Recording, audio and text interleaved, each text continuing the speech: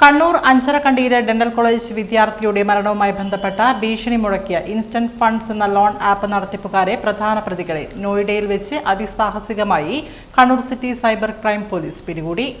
ഉത്തർപ്രദേശ് ഗാസിയാബാദ് സ്വദേശിയായ ഋഷികേശ് തിവാരി, ഉത്തർപ്രദേശ് സ്വദേശിയായ പ്രശാന്ത് ഖേവൽ, ഹരിയാന ഫരീദാബാദ് സ്വദേശിയായ പ്രകാശ് ജയ് എന്നിവരാണ് പിടിയിലായത്. Kannur city police commissioner Nithin Raj P IPSന്റെ നിർദ്ദേശപ്രകാരം Kannur city cyber crime police station SI Mithun SV-യുടെ നേതൃത്വത്തിൽ CPOമാരായ സുനിൽ K, ദിജിൻ രാജ് PK എന്നിവരാണ് നോയിഡയിൽ വെച്ച് പ്രതികളെ പിടികൂടിയത്. വിദ്യാർത്ഥിയുടെ അധ്യാപിക നൽകിയ പരാതിയിലാണ് നടപടി ഉണ്ടായത്. വിദ്യാർത്ഥി ലോൺ ആപ്പ് വഴി കടമെടുക്കുകയും തിരിച്ചടയ്ക്കാത്തതിനെ തുടർന്ന് റഫറൻസ് എന്ന രീതിയിൽ നൽകിയിരുന്ന ടീച്ചറുടെ ഫോൺ നമ്പറിലേക്ക് നിരന്തരം കോളുകളും മെസ്സേജുകളും വരികയുമായിരുന്നു. പണമടച്ചില്ലെങ്കിൽ നിരന്തരം ശല്യപ്പെടുത്തുമെന്ന് ഭീഷണിപ്പെടുത്തി ഇവർ ഒരു മണിക്കൂറിൽ തന്നെ നിരവധി കോളുകൾ അധ്യാപികയ്ക്ക് ചെയ്തിരുന്നു.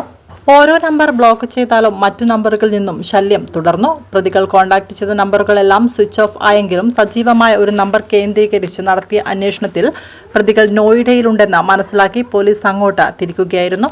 വലിയ നഗരമായതിനാൽ പ്രതികളെ കണ്ടെത്തുന്നത് പ്രയാസകരമായെങ്കിലും കേരള പോലീസിന്റെ മികവാർന്ന അന്വേഷണത്തിൽ പ്രതികൾ നിയന്ത്രിച്ചിരുന്ന സ്ഥാപനം കണ്ടെത്താൻ സാധിച്ചു. ഒരു IT പാർക്കിന് സമാനമായാണ് അവിടെ 40ഓളം ജീവനക്കാർ ജോലി ചെയ്തിരുന്നത്. ലോൺ ആപ്പുകൾ പ്രൊമോട്ട് ചെയ്യുന്നതും പണം നൽകുന്നതും തിരിച്ചടവിനായി വേണ്ട കാര്യങ്ങൾ ചെയ്യുന്നതും ഇവിടെ നിന്നായിരുന്നു. നോയിഡ പോലീസിന്റെ സഹായത്തോടെ നടത്തിയ പരിശോധനയിൽ പ്രതികൾ ആളുകളെ വിളിക്കാൻ ഫോണിന് പകരം സിം ബോക്സുകളാണ് ഉപയോഗിച്ചിരുന്നതെന്ന് കണ്ടെത്തി.